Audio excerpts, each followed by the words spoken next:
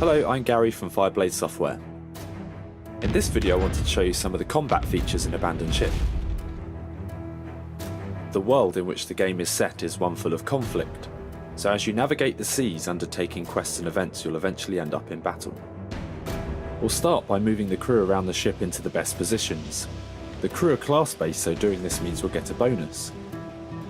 The distance between ships influences your visibility, weapon range and actions you can perform. Our ship has some powerful short-range weapons, so I want to move close to use them.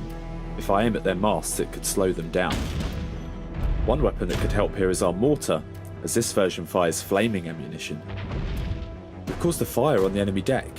If left alone, fires can spread, so their crew are scrambling to extinguish it. We've been hit by a weapon that causes hull cracks. These make the ship take on water, and if we take on too much, we'll sink. We can lower the water level by manning the pumps at the back of the ship. As captain, it's important you prioritise what to do and when. If you like, you can pause the game and issue commands before resuming the fight. This could be helpful because often there is not enough crew to deal with everything at once, and a battle can quickly spiral out of control. Ships are divided into sections. The lower the health, the worse that area will perform. Having damaged their mast section, we've caught up to them, allowing us to ram. Ramming causes hull damage and triggers a brace for impact test. Failing this test temporarily stuns crew by knocking them to the deck. Now we can pull away and launch the killing blow with our powerful short-range cannons. Battles will not always be so one-sided.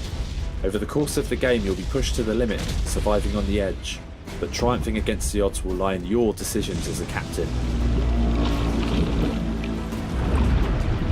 We have loads of other elements that plug into combat, so I'll whiz through a few examples. The weather impacts the gameplay. When it's raining, fires will get extinguished. That definitely takes a sting out of your tail if you kitted out your ship with flaming weapons. If lightning strikes the deck of a ship, it starts a fire.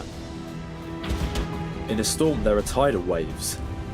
These knock everyone to the floor on both ships, and if you fail your brace test then crew could be swept overboard. When this happens they'll drown unless you rescue them by getting someone to man the winch. There are loads of different weapons and upgrades to suit your preferred playstyle. You might like to be ready for any situation and have mid-range weapons and hull armour to increase your durability. You could be a short-range fighter, ramming and boarding.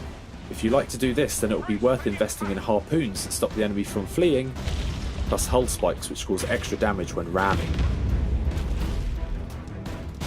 I like to go for an approach where I basically grief the enemy.